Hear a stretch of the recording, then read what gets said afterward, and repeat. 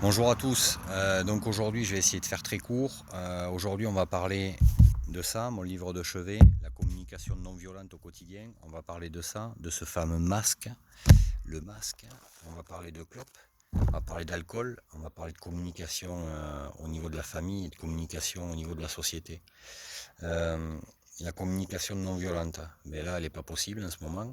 Elle n'est pas possible. Pourquoi? Moi, j'ai mon avis, ça reste le mien, c'est mon opinion. Ne devenez pas violent surtout, ça me fait flipper. En partie à cause de ça, même en grande partie à cause de ça, parce que les gens ne peuvent plus communiquer, ne peuvent plus voir en fait le faciès de l'autre, n'arrivent plus à déceler chez l'autre soit une détresse, soit une colère, soit une frustration. La frustration alliée pour ceux qui portent le masque, et c'est pour ça qu'ils deviennent violents envers ceux qui ne l'ont pas. Une personne qui porte un masque sur le visage aura moins de facilité à s'exprimer, et on sait tous que la première des communications entre deux individus, c'est la communication verbale. Bon, certains qui ont un cerveau plus reptilien que limbique ou néocortex, eux vont en arriver aux mains de suite. Ça, ça reste des animaux, c'est un autre souci. Donc en fait, tout le monde a vu ce qui s'est passé à Bayonne, tout le monde a vu ce qui s'est passé dans le Val d'Oise, je ne vais pas revenir dessus. Rentrez pas en conflit avec des personnes qui n'ont pas de masque si vous portez un masque, et rentrez pas en conflit avec des personnes qui ont le masque si vous n'en portez pas. Une personne qui porte un masque va se sentir forcément en infériorité pour communiquer, donc risque d'être violente et d'en venir aux mains. Elle va commencer une communication gestuelle, à vous mettre une tarde à la gueule, quoi. L'autre chose, c'est en fait, à propos du masque toujours, on nous dit que ce masque nous protège d'un virus qui n'est pas à 100% mortel jusqu'à présent.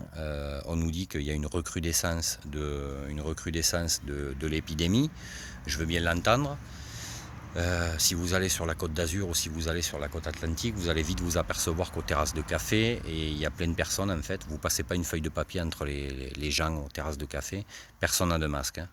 Personne n'a de masque sauf quelquefois les serveurs ou les patrons de café, les barman qui des fois le mettent, mais le mettent ici parce qu'ils ont du mal à respirer. Donc il y a une recrudescence de l'épidémie. Par contre, les services de réanimation ne sont pas overbookés. Donc c'est une recrudescence de l'épidémie, mais qui est cool quand même. Et il n'y a pas de morts. Il y a beaucoup moins de morts parce qu'on nous dit que ça va atteindre presque le pic du début de l'épidémie. Mais il n'y a pas de morts parce que tous les soirs, il n'y a pas de décompte. Il n'y a pas de décompte de morts. Donc quand même, c'est une épidémie qui est en recrudescence, mais pas trop recrudescente, mais qui est plus descente, mais pas trop quand même. En fait, là, je parle comme les gens de BFM TV ou des autres journaux que vous voyez. Vous n'avez rien compris à ce que j'ai dit. Chacun est libre de ses choix et de ses opinions. C'est la société, c'est une démocratie, chacun fait ce qu'il veut. Voilà, chacun fait ce qu'il veut. Je vois pas pourquoi vous allez vous rendre juge et justicier auprès de quelqu'un qui porte pas de masque, ou juge et justicier auprès de quelqu'un qui porte un masque. L'autre chose, c'est qu'on nous oblige à porter un masque pour nous protéger. Par contre, voilà, tout le monde sait, et tout le monde sait ce qu'il y a marqué sur les paquets. Il y a marqué fumer tue, ça on le sait, c'est prouvé. Au vu des adjuvants qu'il y a à l'intérieur, tout le monde sait que ça tue. Là, celui-là, ce paquet, il tombe bien, il y a marqué « Votre fumée est dangereuse pour vos enfants, votre famille et vos amis ». Ça veut dire ce que ça veut dire. Donc je suis très dangereux pour mes enfants, je suis très dangereux pour mes amis, je suis très dangereux pour ma famille. Pourtant, on n'interdit personne de fumer aux terrasses de café. Il y a des endroits exprès, mais bon, des fois, c'est plein ouest. Donc les gens qui sont plein est, ils prennent la fumée dans la gueule. C'est du tabagisme passif et on sait que c'est nocif et que c'est dangereux. Mais on continue quand même à nous vendre des clopes. On continue aussi à nous vendre de l'alcool. Et on sait que l'alcool et les clopes tuent plus de, je crois, 70 000 personnes par an, sans compter les accidentés de la route. Enfin bon, bref, je ne vais pas rentrer dans les chiffres parce que je ne les connais pas tous. La dernière chose, je vais parler de communication en fait au sein de la famille, je vais parler de communication au sein d'une hiérarchie bien établie, et une communication au sein d'un groupe de potes. La dernière fois, j'ai imagé ça en fait. J'ai dit à tous ceux qui étaient avec moi, voilà, je prends une cagette. Dans la cagette, tu mets ce que tu aimes manger. Donc il y en a un qui a dit ben moi je veux mettre des bonbons, ok ben tu mets des bonbons. Un autre il a dit ben moi je veux mettre de la salade, ok, parce qu'il aime la salade. L'autre il a dit je veux mettre un gigot, ok, tu mets de la viande. Moi j'ai mis du miel, j'ai mis des tomates, d'autres ont mis des fraises tagada, ok. Ça c'est la communication de tout le monde. Ok, nickel, impeccable. Et puis là, subitement, il y en a un, bouf, il dit ben moi je bouffe de la merde. Et il fout de la merde au milieu de le bocal. Alors, je vais l'imager comme ça, hein.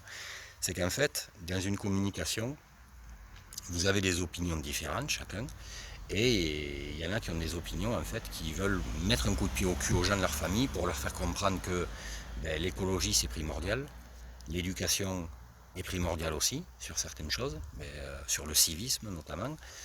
Moi j'ai plein d'opinions, mais je m'aperçois qu'autour de moi, il y en a ils sont pas d'accord.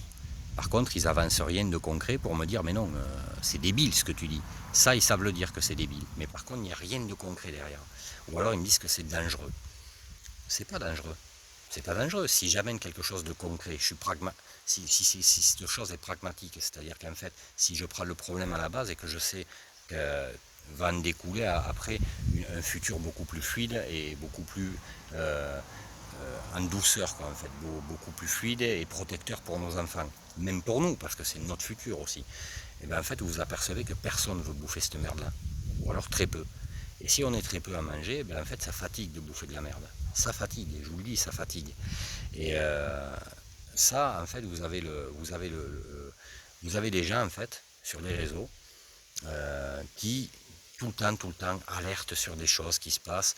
Ben là, comme là, il y a eu la culture de betteraves intensive, ben voilà, l'État a autorisé la remise en place des pesticides qui nuisent aux abeilles. C'est pas grave. Voilà. Mais ça, les gens s'en foutent. Il y en a, ils s'en foutent complètement, alors que c'est nuisible aux abeilles. Et on sait pour tout ce qui en découle, si les abeilles meurent, ben, la pollinisation et tout, les arbres, les fruitiers, tout, enfin, tout le système se casse la gueule. Mais c'est pas grave. Voilà, c'est pas grave. Les gens ne veulent pas bouffer de cette merde-là. Ils veulent surtout pas en entendre parler. Ils vivent dans l'irréalité, quoi, en fait. Et ils sont guidés par plein de choses. Vous avez d'autres choses sur la consommation, la surconsommation. Ben ça, c'est pareil. Les gens ne veulent pas l'entendre parce qu'ils vivent dans leur confort. Ils vivent dans leur confort. Moi, ça me fait marrer quand je vois des mecs comme Aurélien Barraud parler de pro-écologie, pro-masque. Voilà, il emploie des mots. Dès qu'il commence une phrase, au deuxième mot, je ne comprends même plus le sens de la phrase parce qu'il emploie des mots, il ne s'adresse pas aux citoyens lambda. Voilà, lui c'est un fonctionnaire d'État parce qu'il travaille à la Sorbonne. Donc, grand bien lui fasse. Il y a des lanceurs d'alerte qui sont là. Il y a des lanceurs d'alerte. Ils appellent ça des lanceurs d'alerte. J'appelle pas ça des lanceurs d'alerte. J'appelle ça des gens en fait sensés, des gens qui ont des idées plausibles, des idées utiles et des idées concrètes qui peuvent aider sur un futur, sur le futur proche, quoi. Ben en fait ces gens-là, tous les jours, j'en fais partie, tous les jours, on mange, on prend un peu de merde, on se nourrit de bonnes choses, on est obligé pour tenir le coup, et on mange un peu de merde pour alerter les autres sur plein de choses qui se passent. Et ben en fait, il faut que tout le monde bouffe de la merde. Donc c'est pour ça, posez-vous les bonnes questions, regardez les vidéos, regardez-les jusqu'au bout pour vraiment en fait absorber ça et aider les vraies personnes à faire évoluer les choses et à faire évoluer les choses en bien. Et ça, c'est primordial pour que tout se fluidifie et tout avance en souplesse, quoi. Voilà. Donc, quoi dire de plus que posez-vous les questions sur ce que je vous ai dit à propos du masque, à propos des clopes, à propos de l'alcool, à propos de cette fameuse cagette, et vous allez vous apercevoir qu'en fait, si vous avez cette image en tête de la cagette, faites-le à un moment, discutez avec les gens qui sont autour d'une table et lancez un débat. Et vous allez vite voir en fait que certains vont décrocher parce que ils veulent pas s'emmerder avec la réalité.